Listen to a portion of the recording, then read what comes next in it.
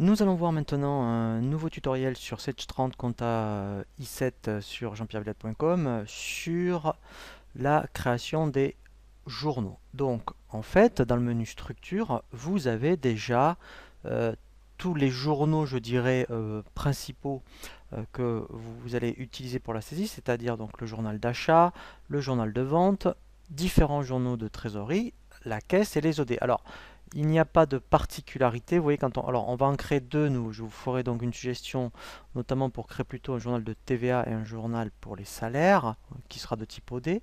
Mais sinon, il n'y a aucune particularité. Lorsque donc vous allez créer un journal, donc normalement au niveau des achats, vous utiliserez ce que vous propose Sage avec continu pour le fichier.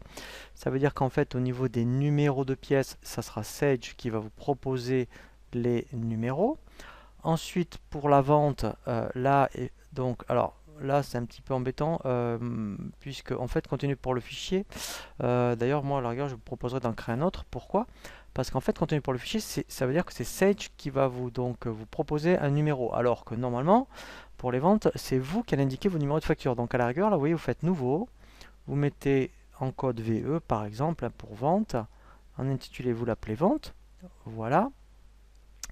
Ensuite, alors on peut mettre oui ou pas de la ventilation, hein, voilà. Voilà, et là, voilà, donc là, en fait, hein, ce qu'il faut, c'est normalement ne pas prendre continu, parce que si vous prenez continu, c'est embêtant parce que vous n'aurez pas la main sur le numéro de facture. Donc normalement, le journal de vente, hein, c'est à vous d'indiquer les numéros de pièces. Il faut donc pour le journal de vente hein, que vous ayez vraiment la main sur l'option manuelle, puisque ici, en fait, c'est vous hein, qui allez indiquer les numéros de facture qui font office du numéro de pièce. Il ne faut surtout pas que ce soit Sage hein, qui incrémente le journal de vente. Voilà, donc ça hein, c'est vraiment dans le paramétrage des paramètres société. Donc là je vous invite à consulter le tutoriel à cet effet. Donc là je peux faire, alors là je vais valider le equity l'assistant, voilà je vais faire fin. Voilà, donc là on a vu le journal de vente, hein, donc en fait vous serez obligé de le modifier. Ensuite, alors je vais faire exprès de créer un journal de banque, comme ça vous allez voir, puisque là ils sont déjà créés. Donc j'avais créé un compte 512 Banque Populaire, donc je vais créer un journal de banque BP par exemple, je fais nouveau. Donc ici je vais bien mettre trésorerie, en code je mets BP, là je vais mettre banque, ensuite je fais suivant. Voilà, donc là, vous voyez, je vais aller chercher le compte de trésorerie. Donc là, je vais aller chercher mon compte 512 et ensuite, donc là, directement, voilà, vous voyez, c'est celui-ci, le 512.8. Comme ça sera ce qu'on appelle un compte de contrepartie. Donc là, en plus, hein, vous pouvez même mettre en contrepartie des règlements enregistrés. Donc là, en fait, hein, voilà. Donc, enfin, moi, ça, je vous le conseille pas trop, parce que en fait, ça fait une centralisation.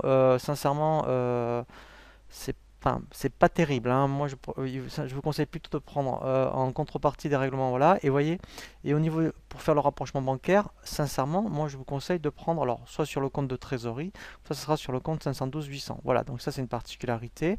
Voilà, et là, par contre, il faut laisser continu, puisque là, c'est Sage qui va donc vous proposer un numéro de pièce, voilà. Donc ça, c'est fait. On l'a vu donc pour les journaux de trésorerie.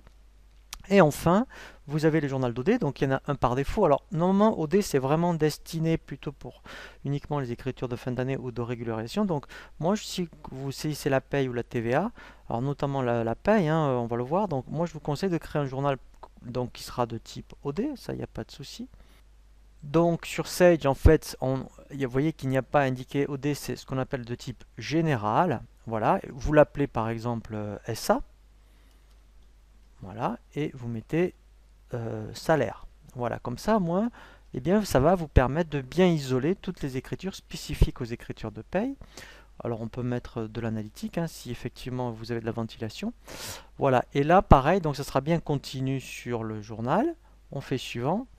Voilà, et là, donc, j'ai terminé. Voilà, donc là, vous voyez, voilà, alors vous pourriez faire pareil pour la TVA. Voilà, donc là, on a vu les principaux journaux que vous allez utiliser et éventuellement d'autres journaux que vous pouvez créer. Voilà, donc là maintenant ce que l'on va voir c'est vraiment un tutoriel sur ce que l'on appelle le registre des taxes.